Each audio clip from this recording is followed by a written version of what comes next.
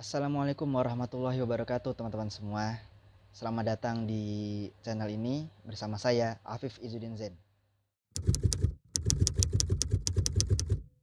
Pada kesempatan kali ini saya akan membahas salah satu isu penting yang masih terus berlangsung dan yang mana isu ini tidak boleh kita lupakan sama sekali hingga isu ini benar-benar berakhir di tempat tersebut. Isu ini mengenai apa yang terjadi di Palestina, teman-teman, yaitu penjajahan Israel atas Palestina. Namun pada video kali ini saya akan fokuskan pada penerapan hukum humanitar internasional dalam penjajahan yang dilakukan Israel atas Palestina. Teman-teman semua, video ini juga saya buat yang bertujuan untuk memberikan edukasi dan pemahaman yang lebih mendalam kepada teman-teman semua tentang hukum humanitar internasional dan bagaimana prinsip-prinsipnya atau penerapannya di lapangan, yang mana penerapan itu sangat berdampak pada situasi di Palestina. Pertama yang harus teman-teman ketahui tentang hukum humanitar internasional itu sendiri. Hukum humanitar internasional merupakan sekumpulan aturan yang mengatur cara berperang antara pihak-pihak yang berseteru di medan pertempuran. Tujuan utama dari hukum humanitar internasional ini adalah untuk membatasi atau mengurangi dampak penderitaan yang diterima oleh masyarakat dalam konflik bersenjata dengan cara melindungi warga sipil dan pejuang yang tidak lagi berpartisipasi dalam pertempuran, termasuk hak-hak yang melekat pada warga sipil maupun pejuang yang tidak ikut berpartisipasi dalam pertempuran. Aturan hukum humanitar internasional sendiri sudah tertera dalam Konvensi Jenewa tahun 1949 yang isi utamanya yaitu: pertama, melindungi anggota angkatan bersenjata yang terluka dan sakit di medan perang. Kedua, melindungi anggota angkatan bersenjata yang terluka, sakit, dan korban kapal karam di laut. Ketiga, mengatur perlakuan terhadap tawanan perang. Keempat, memberikan perlindungan bagi warga sipil selama perang.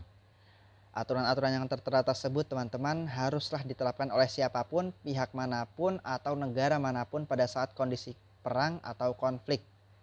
Lalu bagaimana dengan Israel sendiri, teman-teman? Kita beralih dulu pada penyebab atau latar belakang Israel menjajah Palestina.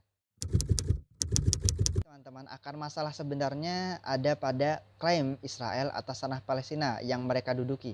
Israel sendiri mengklaim bahwa wilayah Palestina dan negara-negara di sekitarnya merupakan tanah yang dijanjikan oleh Tuhan mereka bagi bangsa Israel sebagaimana yang tertera dalam kitab suci mereka, bahwa wilayah antara sungai Efrat dan sungai Nil adalah wilayah milik mereka, atau bisa mereka katakan tanah tanpa penduduk untuk penduduk tanpa tanah.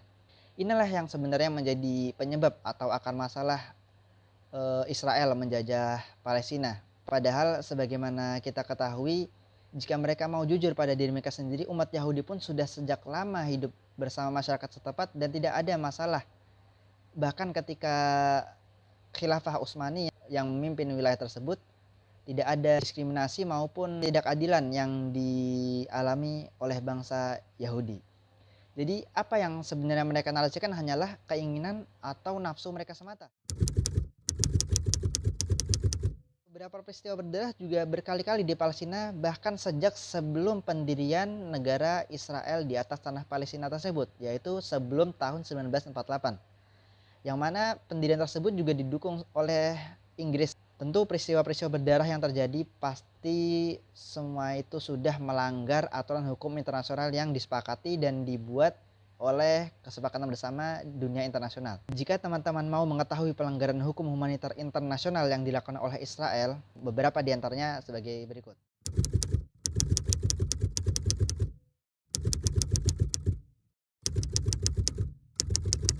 Pertama, penjajah Israel sejak awal mereka sudah menggunakan cara-cara yang kotor, termasuk membangun pemukiman di atas tanah terjajah.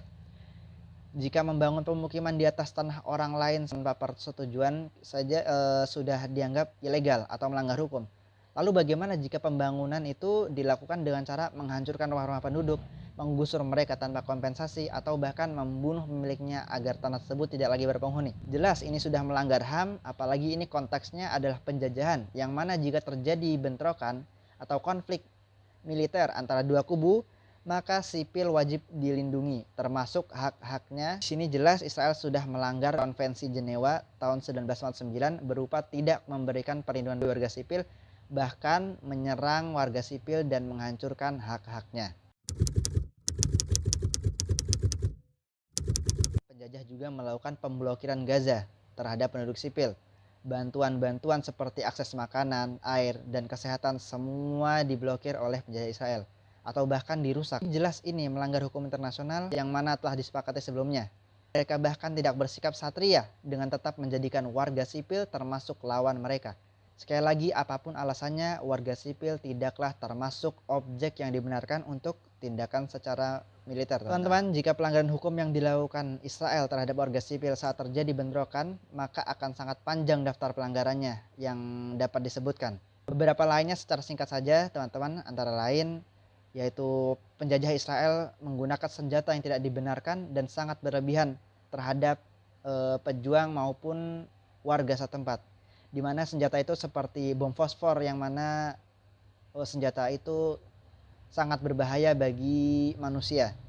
Selain itu, penghancuran fasilitas umum seperti rumah sakit, bahkan truk bantuan yang tugaskan untuk memberikan bantuan kepada rakyat sipil di sana tidak luput dari penyerangan yang menyebabkan bantuan untuk warga sipil itu rusak, tidak layak lagi untuk dikonsumsi. Selain itu, pembunuhan warga sipil secara membabi buta dan bahkan angkanya sangat tinggi yang menurut sumber resmi dari Al Jazeera per Maret 2025, angka ini mencapai lebih dari 50.000 korban jiwa. Dan perlu teman-teman ketahui, jumlah tersebut terus bertambah sampai video ini dibuat. Lalu bagaimana dari pihak perlawanan Palestina sendiri? Apakah mereka juga sama seperti penjajah, melakukan kejahatan-kejahatan manusia dan pelanggaran hukum internasional lainnya? Ternyata pihak perlawanan itu tidak sama, teman-teman. Para pejuang justru menjunjung tinggi hukum internasional, menjaga sikap kesatria di tengah perang dan melindungi warga sipil. Bahkan tidak hanya warga sipil yang mereka perlakukan dengan baik, tawanan perang dari pihak lawan tetap mereka perlakukan dengan baik. Semua ini dapat dibuktikan dari sumber-sumber yang terpercaya, juga video-video yang beredar tentang pelepasan sandera oleh pejuang yang memperlihatkan para tawanan dalam keadaan baik-baik saja, kondisi sehat dan sesuai dengan kondisi awal mereka disandera. Ini sangat bertolak belakang dengan Israel yang dikatakan sebagai pasukan paling bermoral dan menjunjung tinggi nilai-nilai kemanusiaan. Jadi teman-teman, dapat disimpulkan siapa yang sebenarnya menjunjung tinggi hukum internasional dan siapa yang justru mengabaikan atau bahkan melecehkan hukum internasional tersebut. Sebelum saya tutup pertemuan kali ini, teman-teman, saya akan menekankan kembali bahwa dimanapun konflik yang sedang terjadi, dalam bentuk apapun konflik itu, tetap semua pihak yang terlibat apapun kondisinya harus menjunjung tinggi hukum humaniter internasional. Dalam kasus ini, teman-teman, jelas saja Israel tidak menghiraukan peringatan-peringatan dari pihak bahkan PBB sekalipun. Justru pejuang perlawanan yang sejak dulu dicap teroris oleh Israel maupun dunia barat, mereka tetap menjalankan hukum humaniter yang berlaku. Terakhir, saya sangat prihatin dengan apa yang terjadi di Palestina. Pelanggaran hukum internasional terus-menerus terjadi. Dalam hal ini yang paling memiliki otoritas untuk mencegah, memperingati, menekan, menghentikan, bahkan memberikan sanksi terhadap penjajah Israel adalah PBB dan negara-negara besar dunia seperti Amerika maupun Uni Eropa. Dan juga yang dapat kita lakukan, teman-teman, sebagai masyarakat sipil adalah dengan terus bersuara, mengirim berbagai bukti, postingan atau apapun bentuknya kepada seluruh dunia maupun pihak yang berwenang agar seluruh dunia terus terbuka pandangan mereka atas pelanggaran hukum internasional yang terjadi di bumi Palestina. Demikian teman-teman, semoga apa yang saya sampaikan bermanfaat bagi kita semua. Akhirul kalam, wassalamualaikum warahmatullahi wabarakatuh.